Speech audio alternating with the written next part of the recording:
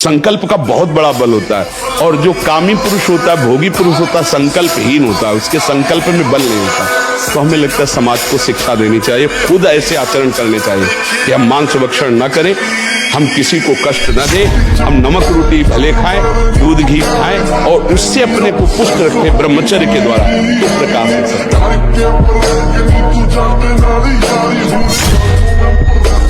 ब्रह्मचर्य बहुत बड़ा वरदान है, ये लोग समझ नहीं रहे। सबसे प्रार्थना करते खिलवाड़ मत करो, सुख के नाम पे तुम्हें बर्बाद किया जा रहा है।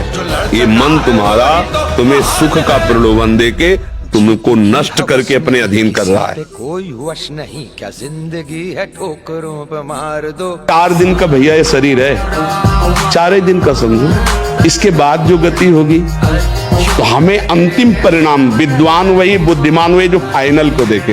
हमारे शरीर को कोई काटे तो कष्ट होगा ना, तो किसी भी जीव को वैसे ही अपना शरीर प्यारा है। आप बकरा है, मुर्गा है, किसी भी जीव को दुनिया करे, आप हमारे पास आए, हम आपको जो बता रहे, किसी भी जीव को कष्ट देना हमारे ऊपर पाप लग रहा है, उसे भोगना पड़ेगा।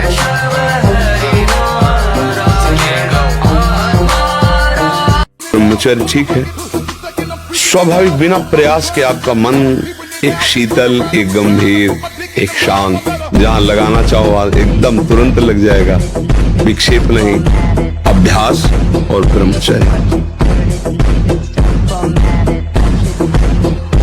ब्रह्मचर्य प्रत्येक मार्ग के लिए बहुत सुंदर नींव है। अगर ब्रह्मचर्य तो स्मृतिवान है, धैर्यवान है, बलवान है, तभी वो राष्ट्र सेवा में लग पाएगा।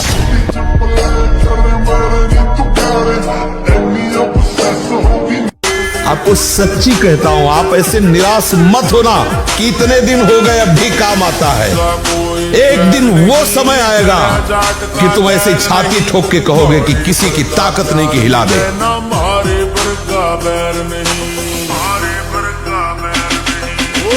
अध्यात्म बल नहीं, क्योंकि काम आदि ने शरीर को नष्ट कर दिया है, विकारों ने शरीर पर आक्रमण कर दिया है।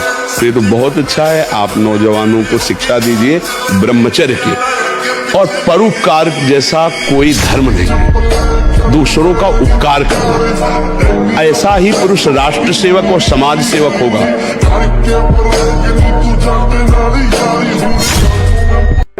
ऐसा होते जितने बड़े बड़े दिग्गज समर्थ महात्मा हुए तो सब बेकार हो जाते। बच्चा देखो, बच्चा अभ्यास करो, रात हो या दिन हो, ये कोई बड़ी बात नहीं है। अभ्यास गलत जैसे तुमने कर लिया ऐसे सही अभ्यास करो। थोड़ी देर सो, कम सो और उठ के बैठ जाओ जब आपको लग रहा हो ऐसा, और टहलने लगो। उस समय लेटो मत और जोर जोर से नाम कीर्तन करो।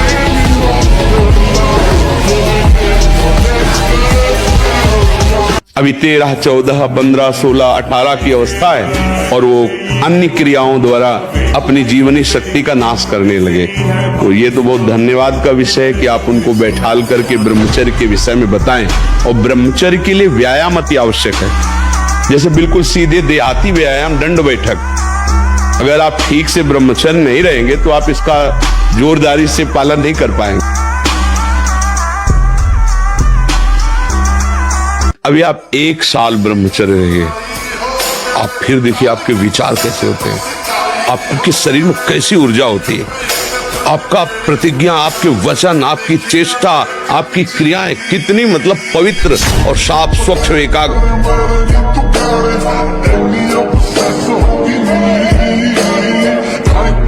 अगर आप ब्रह्मचर्य रहोगे तो ब्रह्मचर्य में इतने सामर्थ्य है कि एक बार जो सुन लिया गया वो जीवन भर याद रहा है। हम तुम्हें नियम बताते हैं, सुबह सूर्योदय के पहले उठो,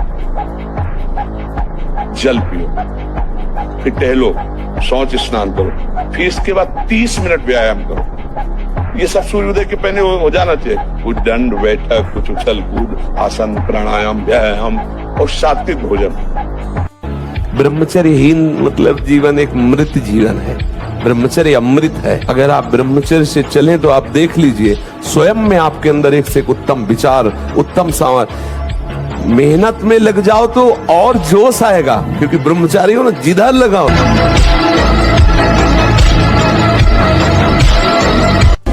जिस समय आपके हृदय में कोई गंदी चेष्टा करने की भावना, उस समय कहां गया आपका विवेक, विचार, भगवत स्मरण कहां गया? क्या करने जा रहा हूं, किससे कर रहा हूं, कौन है जो मुझे प्रेरित कर रहा है? कहां है विवेक आपका, कहां है ज्ञान आपका, कहां है आपका सतमार्ग का वो दृढ़ संकल्प जो भगवत प्राप्ति के लिए, भगवत प्रेम के लिए, भगवत चिंतन के लिए आपने स्वीकार किया है? आपका ब्रह्मचर्य ठीक हो तो आपका वीर्य अमोघ होगा। किसी भी जगह से एक ऋषि से कम नहीं। आपके विचार पवित्र, आप धर्मात्मा कहे जाएंगे। आपके वचनों का प्रभाव होगा, आपके आचरणों का प्रभाव होगा।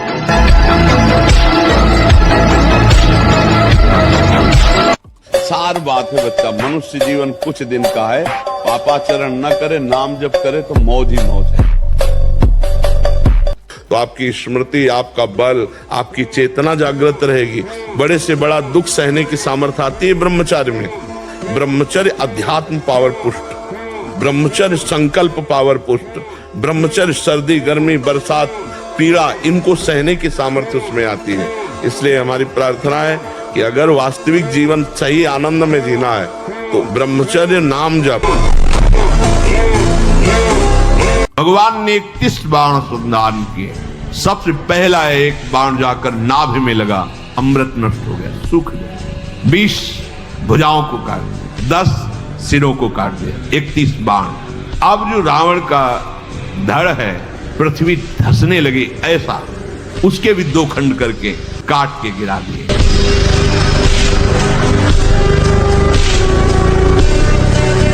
ब्रह्मचर्य को धूल धूसरित कर रहा है, ब्रह्मचर्य का नाश कर रहा है। कोई समझ ही नहीं रहा कि कितनी बड़ी हम भयानक गलती कर रहे हैं। ये वीर शक्ति हमारे प्रभु की अद्भुत कृपा है।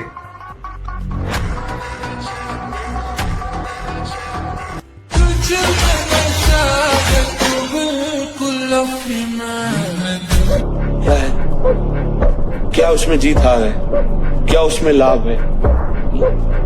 बोले कि कोई मनोरंजन है। इतना समय तुम्हें बर्बाद करने को मनोरंजन समझ में आया? अरे राम कृष्ण हरि राधा कुछ भी बोलते तुम्हारा मंगल हो जाता। तो इसलिए ये मायाकृत गुण और दोष है, हमें इनको नहीं देखना है, हमें उनमें विराजमान प्रभु को देखना है।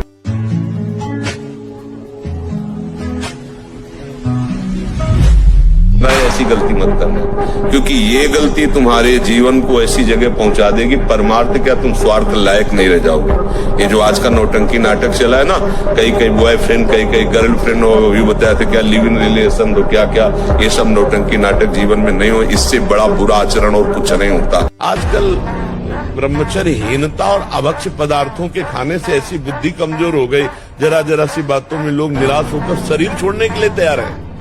शरीर छोड़ने के लिए लोग तैयार, मतलब यार क्या जीवन।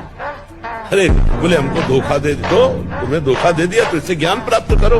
अब ऐसे व्यक्तियों का संग मत करना, शरीर छोड़ने की क्या जरूरत। बोले नहीं, हार गया तो जो तुमसे त्रुटि हुई उसे सुधार और आगे विजय सिद्ध प्राप्त कर। बोले नहीं, मेरा कोई नहीं तो परमात्मा है ना, बढ़ आगे परमात्मा को यार बना के, परमात्मा को मित्र बनाकर बढ़ दे, संसार में विजय प्राप्त होगी। हमें रोने की जरूरत नहीं है, प्रेम में रोना अलग बात है, दुखों से रोने की जरूरत नहीं। अब हमें दुखों को रुलाना है कि अरे हमारा तो कोई प्रभाव इस पर पड़ता ही नहीं, वो रोए बैठ के। अब हम ऐसे भजन करके ऐसी स्थिति प्राप्त करेंगे कि भारी भारी दुख विपत्तियां हमारे ऊपर आए और वो दुखी हो जाए कि इसके ऊपर कोई प्रभाव ही नहीं पड़ रहा है। जैसे हिरण्यकश्यप दुखी हो गया कि मरेगा कैसे प्रहलाद, मृत्यु दुखी हो रही कैसे मार पाऊं।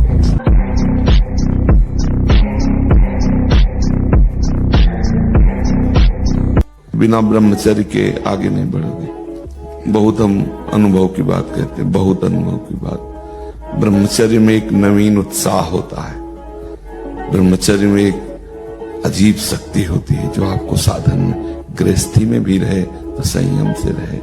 बस संतान उत्पत्ति के लिए आदेश है, नहीं तो ये जीवन केवल भगवत प्राप्ति की है। भगवत प्राप्ति हो जाए और उसके लिए ब्रह्मचर्य आवश्यक है। और आजकल ब्रह्मचर्य का कोई महत्व नहीं समझ रहा है, नहीं समझ रहा है। केवल प्रवचन किया जा रहा है, केवल प्रवचन सुना जा रहा है, इसलिए अध्यात्म उन्नति नहीं हो रही है। आप लोग ब्रह्मचर्य को बचाओ, सच्ची मानो ना, ब्रह्मचर्य बिना बचाए आगे नहीं बढ़ सकते। ब्रह्मचर्य प्रत्येक मार्ग के लिए बहुत सुंदर नींव है, चाहे वो गृहस्थ में जाए, चाहे किसी खेल में जाए। गांव में पहले तो 10-20 पहलवान होते ही थे, अब समय बदल गया है हमारी राष्ट्र सेवा में। तो अगर ब्रह्मचर्य तो स्मृतिवान है, धैर्यवान है, बलवान है, तभी वो राष्ट्र सेवा में लग पाएगा।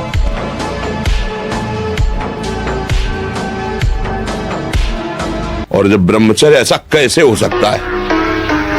बल है ना, अध्यात्म बल, शारीरिक बल की बात नहीं कहते। ऐसा कैसे हो सकता है? यदि एक बार ऐसा हुआ तो 1000 बार मैं प्रयास करूंगा और इस पर विजय। वो मतलब जिद्दी स्वभाव, एक निष्ठा उसी से आती है, उसी से। पहले खेती जोतते थे ना किसान, एक फार वाला होता था और पूरे खेत को उसी से जोतला है। बलवान होते, 2 लीटर मठा और 8 रोटी पाए, बैल की जैसी ताकत। अगर बैल को नाक पकड़ के रोक ले तो वो वही खड़ा हो जाए।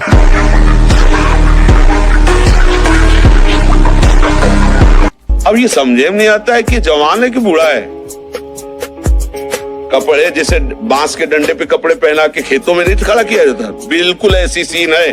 गाल चिपके हुए हैं, जांघों में मांस नहीं है, छाती में मांस नहीं है, और अपने को मतलब विश्वात्मा स्वरूप समझ रहे, अपने को अहंकार में बलवान समझ रहे, विद्वान समझ रहे, और अपना जीवन नष्ट कर रहे हैं। ये जो रात्रि के शयन के समय मोबाइल में इधर उधर दृश्य देखने हैं, अपने सर्वनाश का बीज बोना है। मान लो, हमारी प्रार्थना मान लो, ये उस समय मन आपको परेशान करेगा जब कमरे की सिटकिनी अंदर से बंद होगी। सबसे प्रार्थना है रात्रि के शयन के समय।